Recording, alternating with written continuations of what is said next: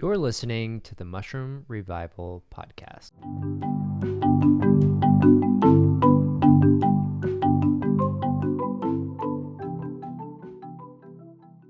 Dennis, all of our listeners probably know who you are. Your name, the Mckenna name, is all over the community. But I'm curious, how would you introduce yourself to someone who has no idea who you are? I try to avoid those people, but I guess I would say I'm an ethnopharmacologist, and I've been studying psychedelic plants for about 40 years, seriously, and most of my scientific work with those things has been on the Amazonian plants, particularly ayahuasca, but I've also, of course, studied mushrooms, or I guess studied is the word that comes to mind. But that's basically what I am. I'm an ethnopharmacologist. I've studied these things. I'm a founding board member of the Hefter Institute, which is a nonprofit group that is about 30 years old now, that promotes biomedical research with psychedelics. Similar to MAPS, not as well known as MAPS, but still quite effective and out there. A lot of what the Hefter has done is help investigators to bring psilocybin into mainstream medicine. We get funds, we raise funds from donors, and we fund academic researchers, basically, and now clinical researchers. So there's that.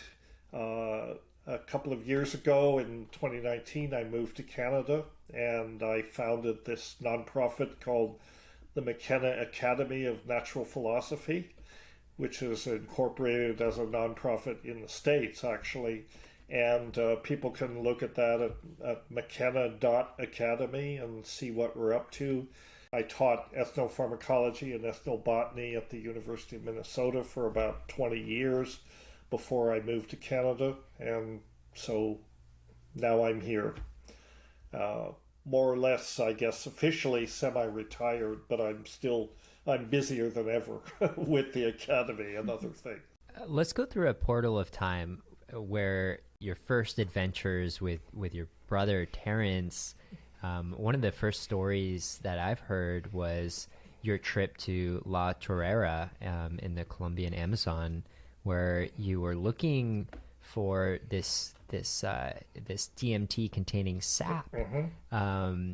And it's one that you studied significantly throughout your life, but you stumbled upon these mushrooms, and it's an amazing story. And I would love to start there as an intro to one, yourself and Terrence, and this beautiful journey through talking about these plants and mushrooms. I'll tell you, I'm not going to go too deep into that, because we get down that rabbit hole and we never get out of it, frankly. And I've told the story many times. As a matter of fact, on the Academy website, we did a 50-year retrospective on the experiment at La Chorrera on March 3rd, which was the 50th anniversary, believe it or not, of the experiment at La Chorrera. Wow.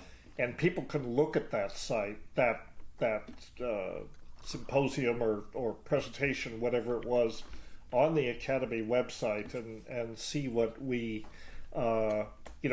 discussed. So I'm not going to go into depth about it. What I will say is that, as you properly said, we went to South America thinking we were looking for this exotic, obscure hallucinogen called oo-koo-hey, derived from the Virola sap, the sap of Virolas. Many Virolas in the Amazon basin are used as snuffs, in the form of snuffs. They extract the sap and they grind it down and dry it out, and they use it as a snuff, and it's very potent. But the preparation we were looking for was orally active. Instead of a snuff, it was kind of a paste. And only a few tribes in the Amazon, about 3 actually, used it in that form, and they took it as a paste, and it was orally active.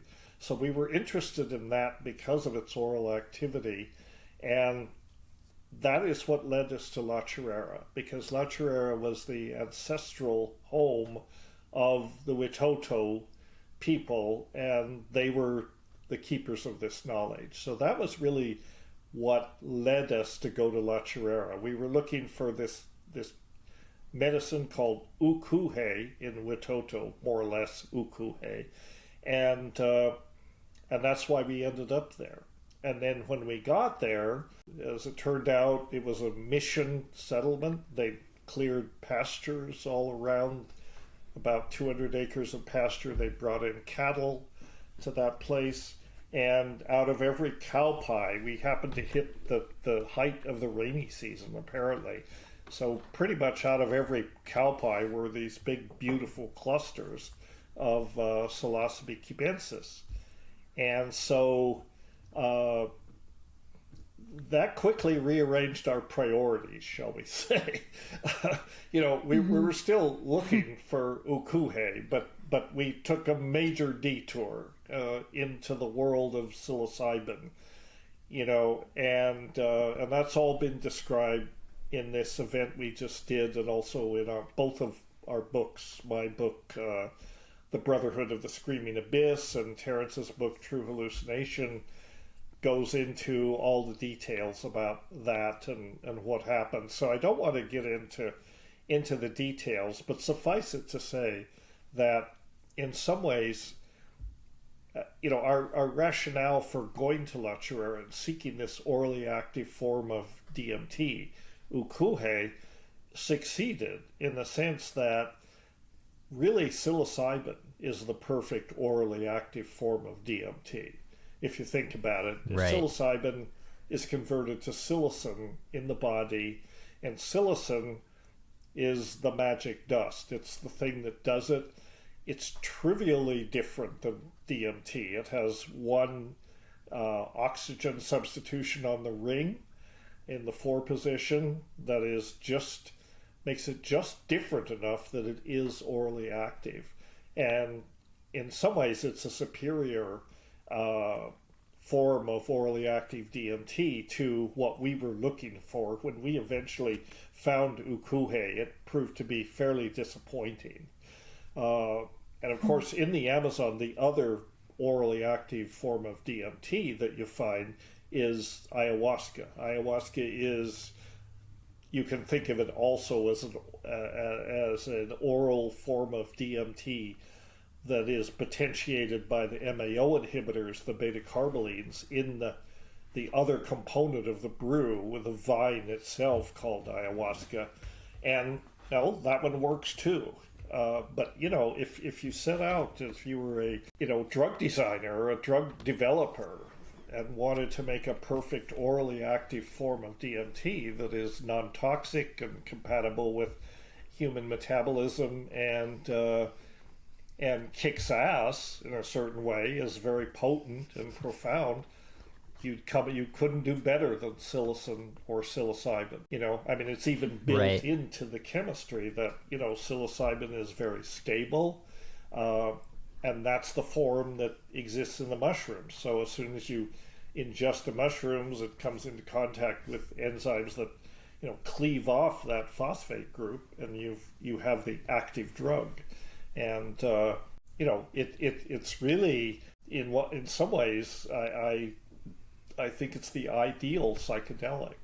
I agree. It's one of the only entheogens that's ready to go, right? And I hear so many people trying to extract it and do all this crazy stuff to it, and I'm like, why? It's ready to go. Pick it and eat it. You and I are on the same page. Yeah, exactly. You and I are on the same page. I see these people trying to extract it, trying to mix it with beta-carbolines, potentiate it, all that.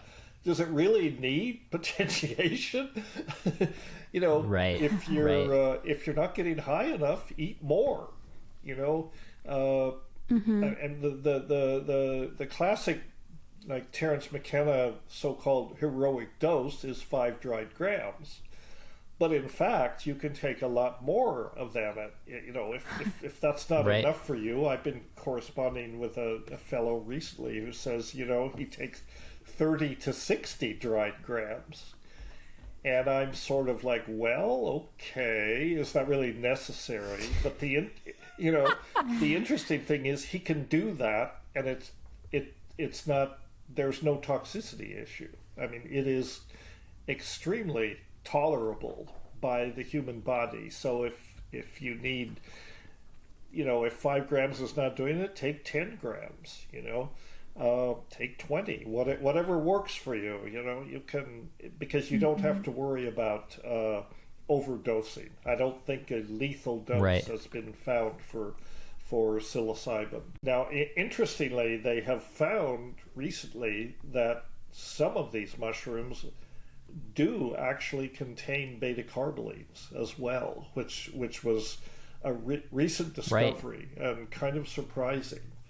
And but whether that has much to do with the activity, I don't think so, because of course you can take pure psilocybin and it's quite active. It's really indistinguishable from mushrooms.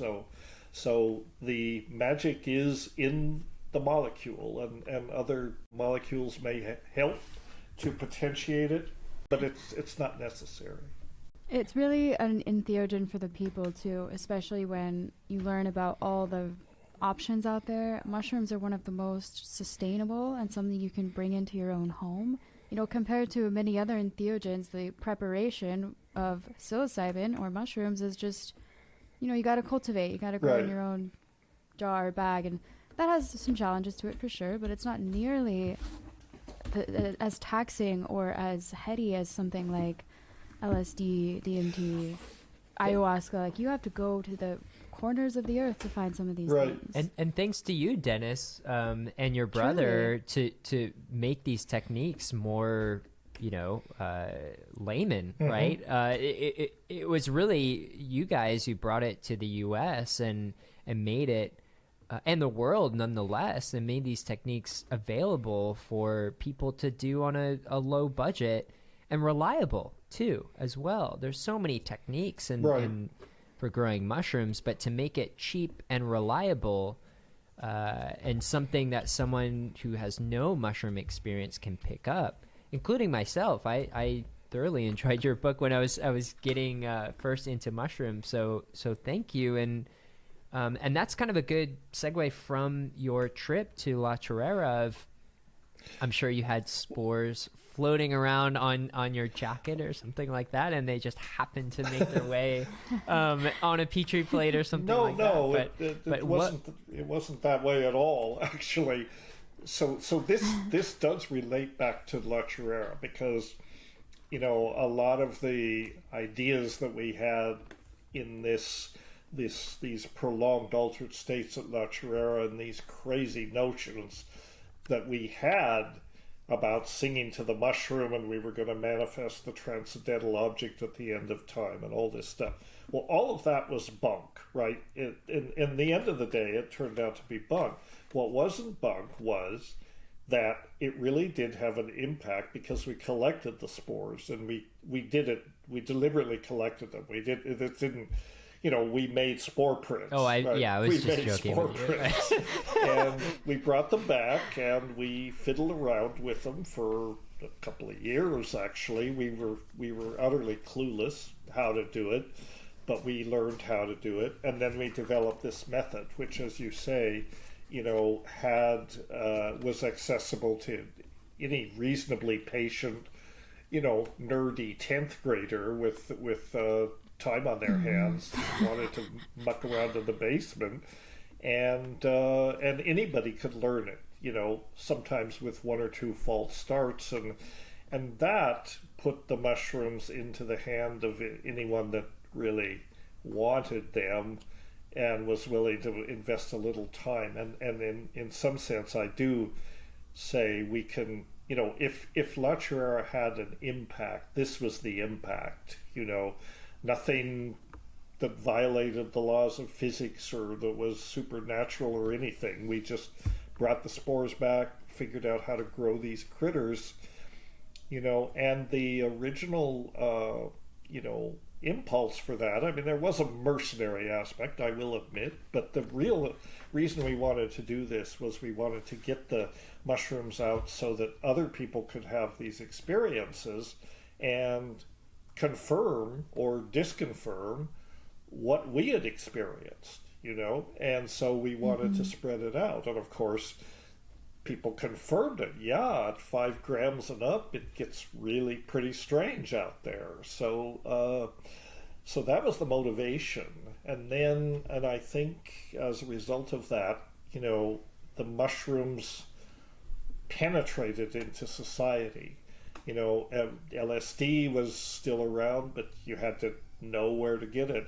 Anybody could walk down to the grocery store, get the ingredients for growing mushrooms, get a home canning cooker, and just do it, and easily grow enough mushrooms for themselves and all their friends.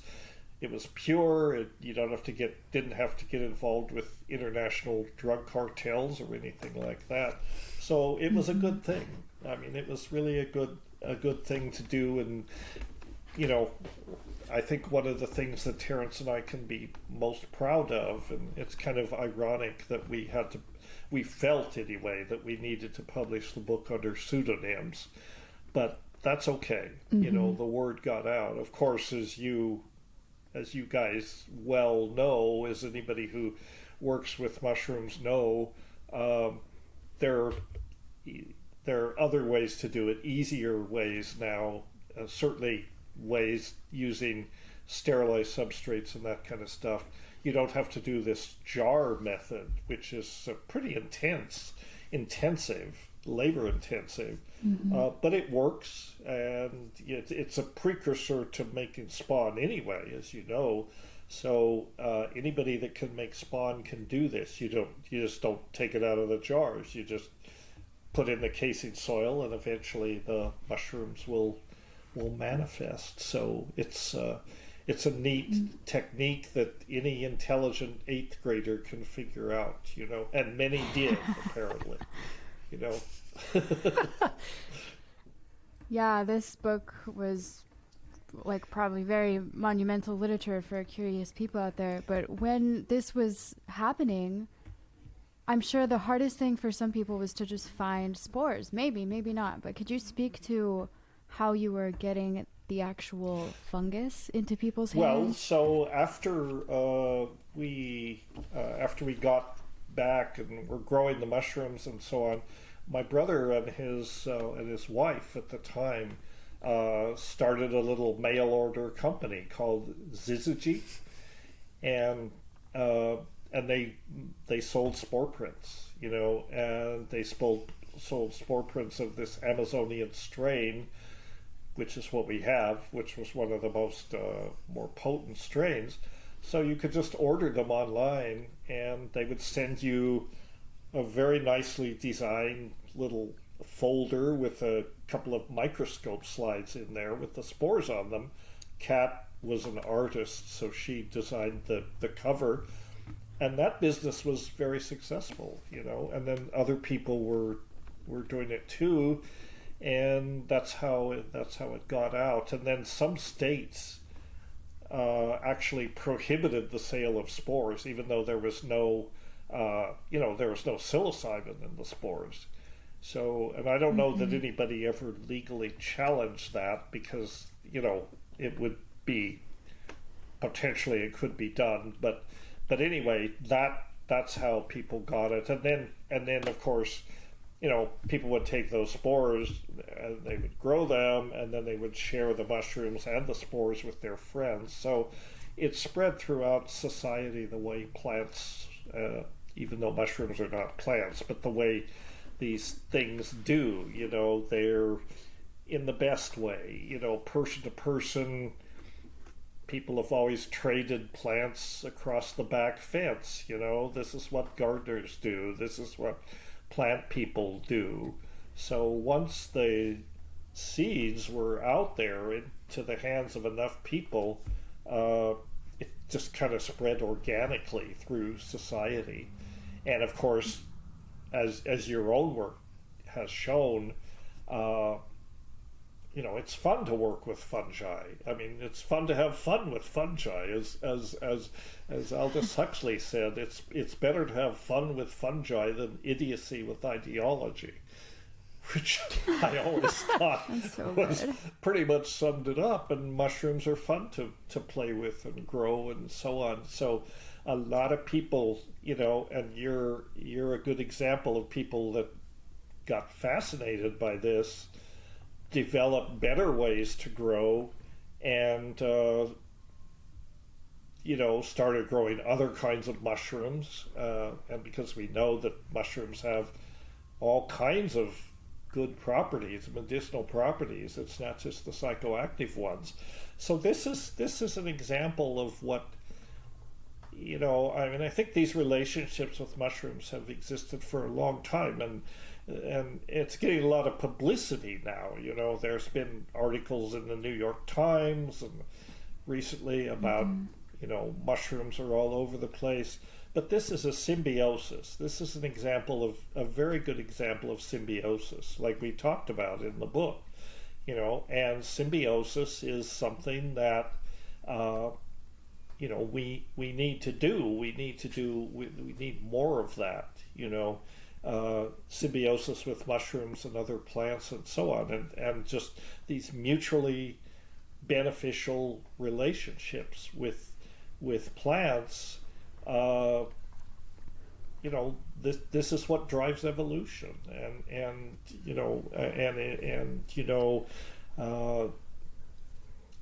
I think, as you know, a lot of people actually believe that early symbiotic relationships with us as we evolved probably had a lot to do with the origins of consciousness and language, and made us what we are, conscious beings. I think that the mushrooms have been, because Alex made a good point, and an important point.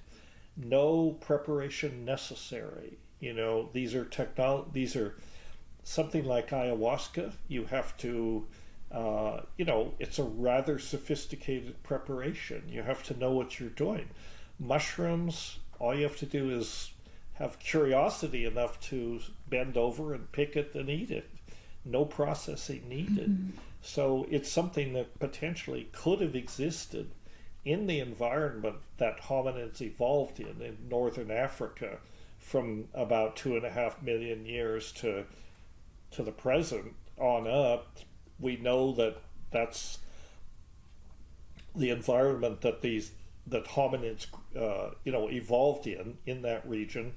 We know that it was a lot wetter. Paleoclimatology tells us that it was not the desert that it is now. It was much more tropical, wet environment. We know that there were cattle in this environment, or there were the precursors of cattle, wild cattle, essentially the precursors, the ancestors of what's now the Cebu cattle. So you've got all three factors in this environment. The mushrooms, the hominids for sure. We've got fossil evidence of that.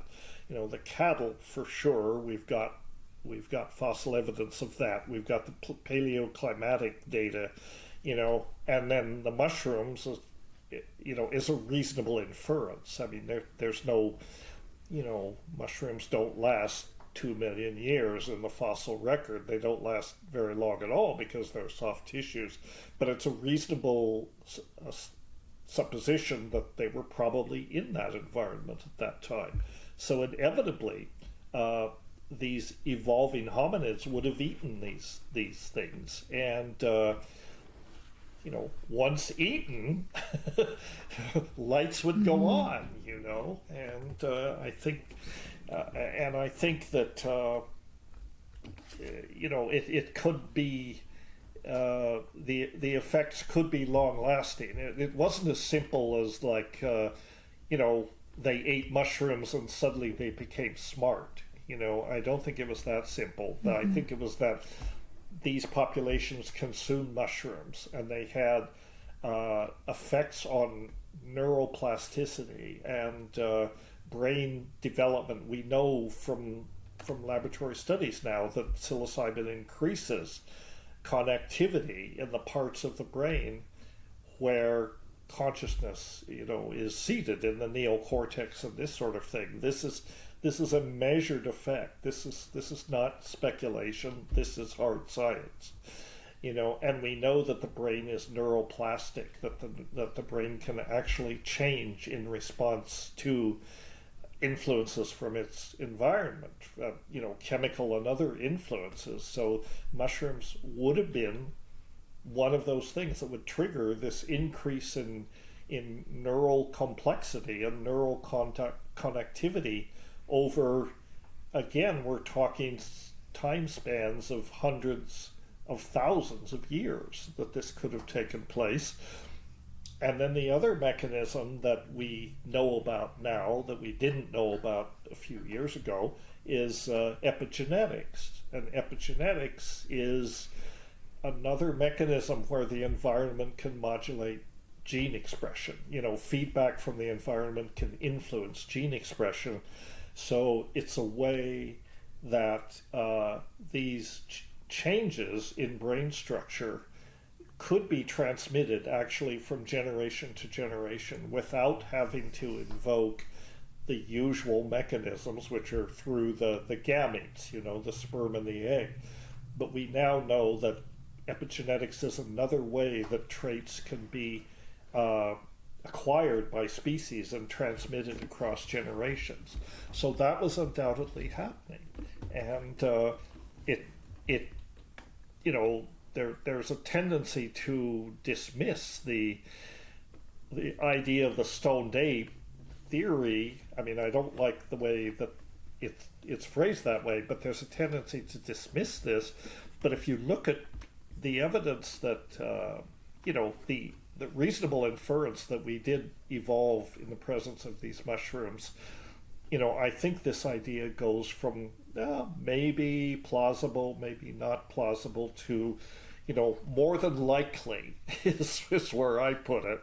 I say more than likely the influence of this symbiotic relationship over time contributed to the development of our imagination, our cognitive ability, our linguistics abilities, all of these things. I really wish Richard Nixon knew all this when he was in office. The world would be a much different place. And, it's pretty ballsy of you to, it was 5-6 years after the war on drugs was established and psilocybin was made illegal in the United States that you wrote this book under pseudonyms nonetheless. Yeah. But that was a huge move in the right direction of putting us back on track, right? Yeah.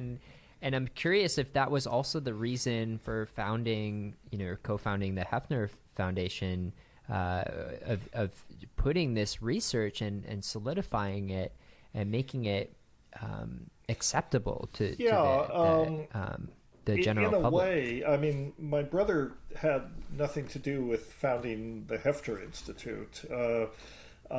But yes, it was a step in the right direction, and it kept the conversation alive, even though psychedelics were, maligned and, of course, prohibited, and a lot of people, there was an abundance of negative publicity about them, which turns out to be mostly propaganda.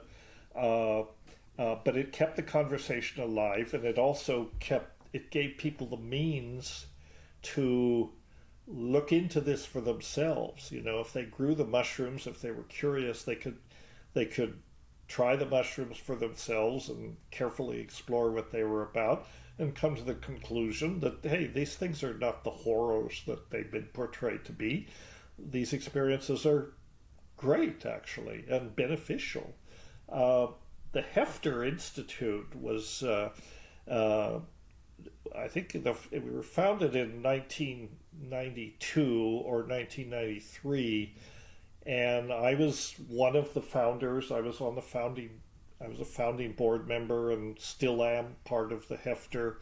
But that was a bunch of basically nerds, scientists, chemists, pharmacologists, therapists, psychiatrists, and so on, that most of whom were academically affiliated one way or another, who felt that these substances had therapeutic applications. And that was the basic idea of founding of the Hefter Institute, was that, to do good science, to explore what they might be good for, what they might be used for therapeutically, and then hopefully eventually get to approval for them to be used in medicine. And I don't think when we started the Hefter Institute, we dared to imagine that it would come to what we're seeing today, but in effect, it's like total vindication, total success. Now everybody is excited about psychedelics and bringing psychedelics into medicine, with all the conundrums that creates. I mean, it comes with its own set of challenges, ethical and otherwise. But certainly it's better than prohibition. I mean, the fact is there's enough scientific evidence that they can help many people where other things have not been able to. And there's active investigation now of many of the psychedelics, and yet psilocybin is still pretty much the superstar. These other psychedelics have their uses, and I'm all for encouraging research and all that. Things like ibogaine, for example, like specialized, seems to be particularly effective for addiction, and this work should go forward. But really, psilocybin is still, again, the perfect human, clinically suitable psychedelic. It's non-toxic. You can take it you can be in a fairly advanced state of illness or poor health, and you can tolerate it. So it's good for people in terminal situations. It lasts just about the right length of time. And, you can take it in a clinical setting and be home for supper if you happen to be the therapist. Mm-hmm. And it's a profound psychedelic. It delivers everything one might want from a psychedelic experience. So no wonder everybody is trying to figure out, how to develop these psychedelics and cash in and make money. But psilocybin is still kind of at the center of this focus. And it's interesting how, because it's such a simple molecule, it's hard to say how can we make an analog of this thing that we can patent. Well, you can make analogs, you can patent them, but I think part of the message from nature is this is the perfect psychedelic. You don't really need to improve on it. Yeah, it's really a beautiful thing. Yeah. So I want to get back in our portal, in our time machine, and usually when I think of like the life of Dennis Mckenna, it begins in the Amazon. You and Terrence seeking for these things, but prior to that, something prompted you to want to look for this. And could you just talk about maybe your past and like the family environment that you grew up in, and like kind of what was the initial catalyst for you and your brother or your community to dedicate time and really look for these entheogens? Well, sure. It's not as exciting as you might think. I mean, Terrence and I, we grew up together in this very small town in Colorado, western Colorado, very conservative town. And my brother was 4 years older than I was, and he actually left this town, Paonia, Colorado, where we grew up. He left for California when he was to complete his junior and senior year in high school out in California, living with my aunt and uncle, who happened to live in Los Altos in the Bay Area. So he really pushed for that, and he was the person being 4 years older, and I'm being like the little brother, and essentially I worshipped him, in a certain way, or I thought he was really cool. I wanted to be in on his parade, and we had all the issues that siblings have. We had a lot of sibling rivalry and conflicts, but actually when he moved to California, we got along a lot better. And I would look forward to him coming back at Christmas time over summer, and we sort of discovered, and so I was free to develop my own intellectual interests, and he was out there being indoctrinated and immersed in the emerging counterculture, of which, of course, psychedelics were a big part. So he was very curious about those things. And it was almost like, when you come home for Christmas vacation or summertime, it was like a traveler coming from an exotic land and telling these wild tales about what was going on. And I was like, damn, I'm just stuck in this podunk town. I just hate this place. I don't want anything from this place except to get out of here. And that was kind of Terrence's attitude too. And he bugged his parents so much that they eventually said, oh, all right, you can do that. And I did too later, but I didn't get to go to California. I got to finish high school at a high school about 70 miles away for my senior year. But the thing is, so Terrence was a big influence. But the thing is, while we were both still there, I would have to say that my father was a big influence for us. Not that he wanted to be. He was this post-war generation.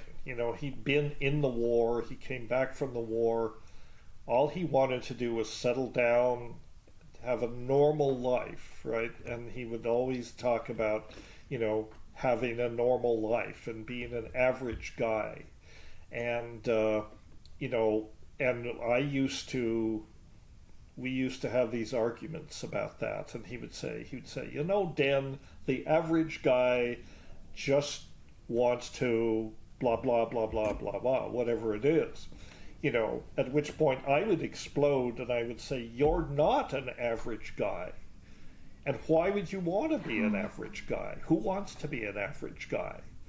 And in fact, he really wasn't, but he wouldn't admit it. I mean, he was a very interesting guy. He read a lot, unlike his friends.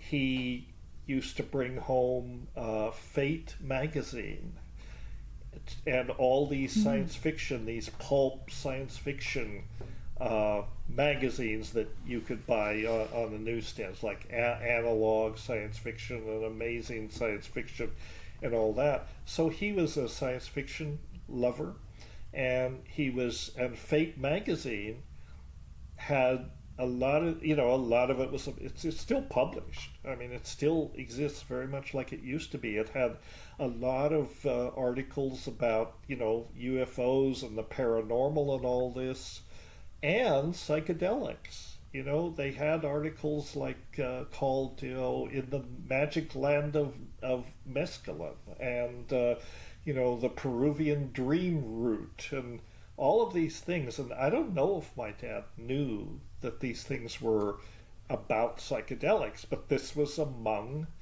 what you could find in Fate magazine. So he would bring these magazines home to us, and kind of casual, they were just around, and Terrence and I would just be all over this stuff, And so Wow. At an early age, like from the age maybe 10 to 16 or so, we got very interested in what you might call strange things, the paranormal, UFOs, aliens, all of this stuff was fascinating to us, and so then so that was kind of our mindset. We had an interest in the esoteric and the strange, and so then in the popular literature there were articles appearing about psychedelics. Once in a while, Life magazine put out an issue about LSD, and of course in 1960 or 1957, the big article by Gordon Wasson in Life magazine came out. I was only 6 at the time, so I couldn't even read that well at that point. But that was there, and we were reading these things, and we thought, this, what it was to us, and this interesting, way maybe that we came to psychedelics that most people didn't. It was not about spirituality. It was not about shamanism. We discovered those things later, but our original fascination with psychedelics had to do with being able to visit other dimensions, and this was a concept very much in part of science fiction.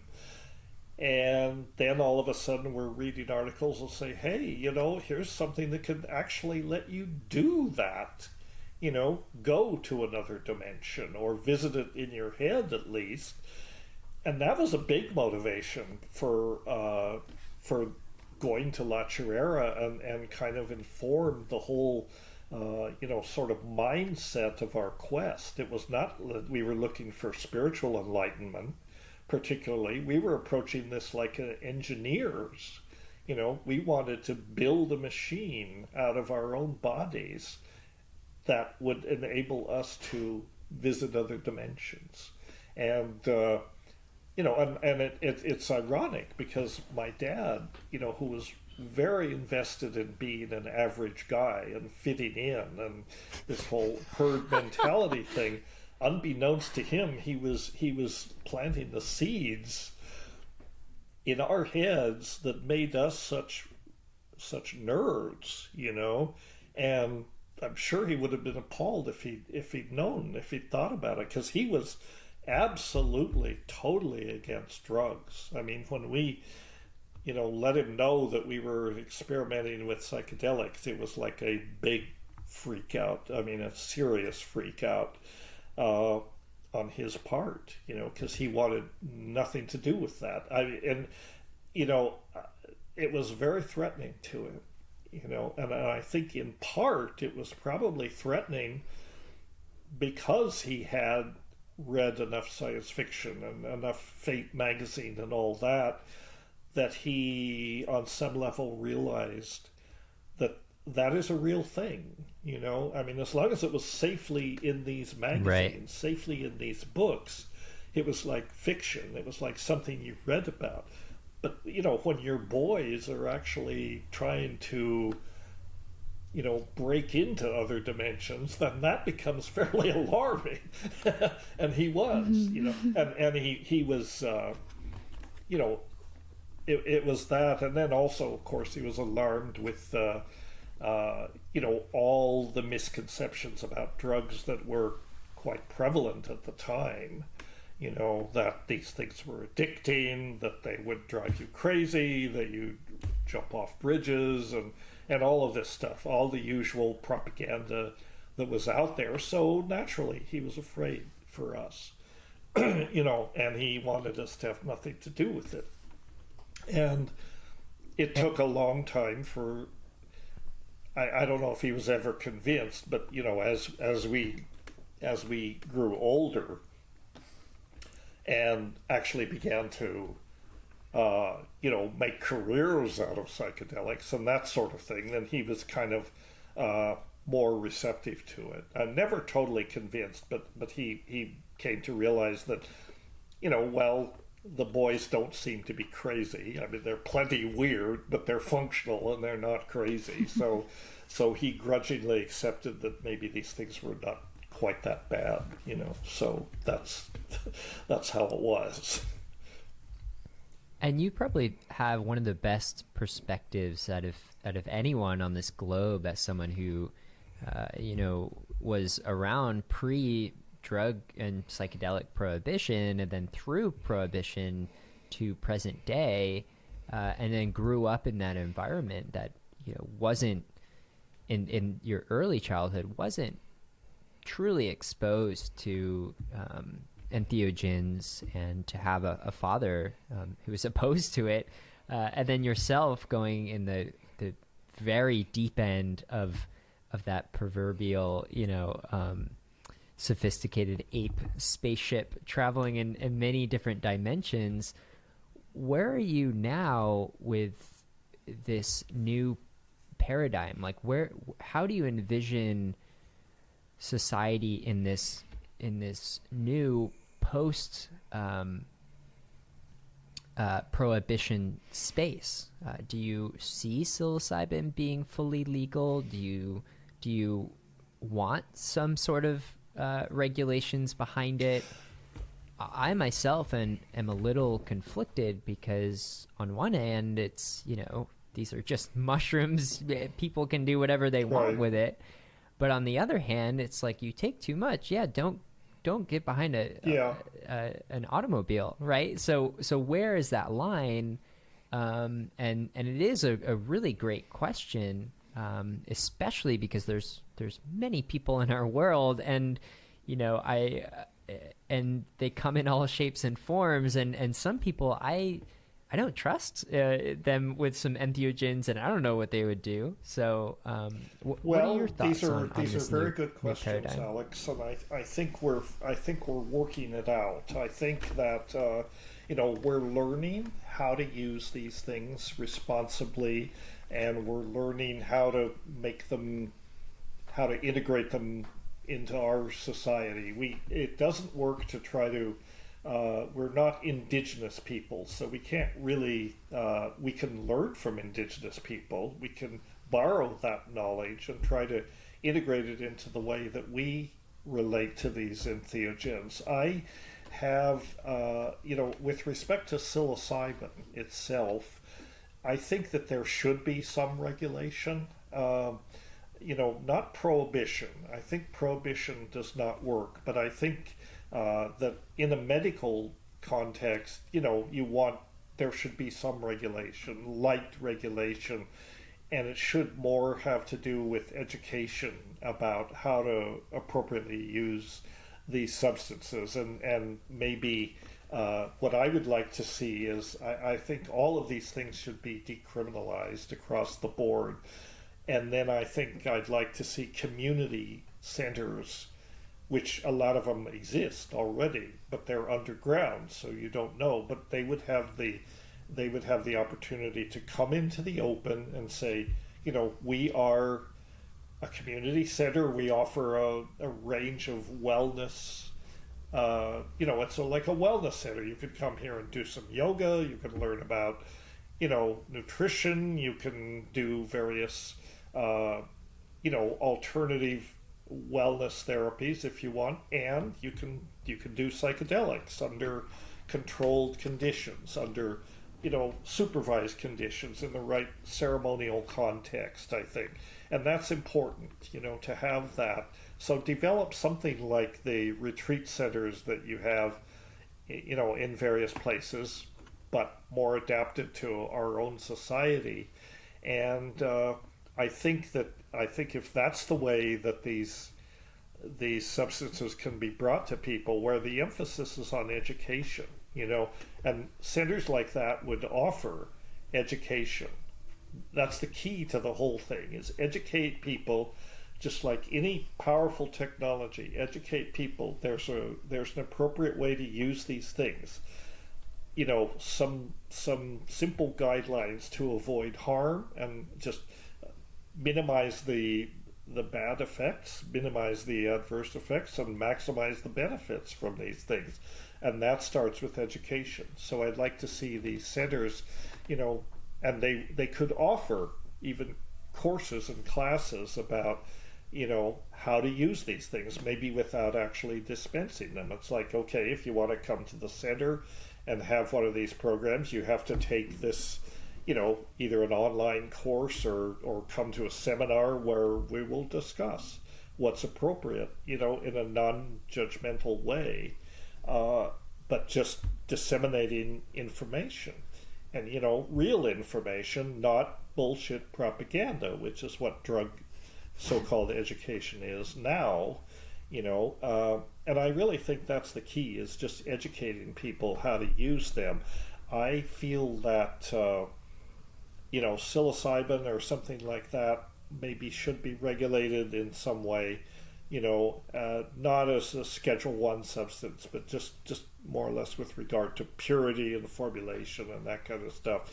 And I don't think that mushrooms or any of these plants should be prohibited in and of themselves. In fact, I think that lately I've been talking about how we have a right to form symbioses with any of these plants, with any plant at all. Maybe it's not even psychoactive. Maybe it happens to taste good, or be good food. Or that's a kind of symbiosis as well. People should have a fundamental right to form symbioses. That should be articulated. And because we're talking about alliances with non-human organisms, it's not even a human right. It's an organismic right. And I think that that's part of this evolutionary process that we're going forward. We've been co-evolving with these things for probably millions of years. Now we're reaching a point where we can just be clear about that yes, we are engaged in a co-evolutionary process with these plant allies, these plant teachers, if you want to call them that, but maybe allies is a better term. And that should be something that we have a right to do, but I think the core and the key to all of this is educating people how to do it.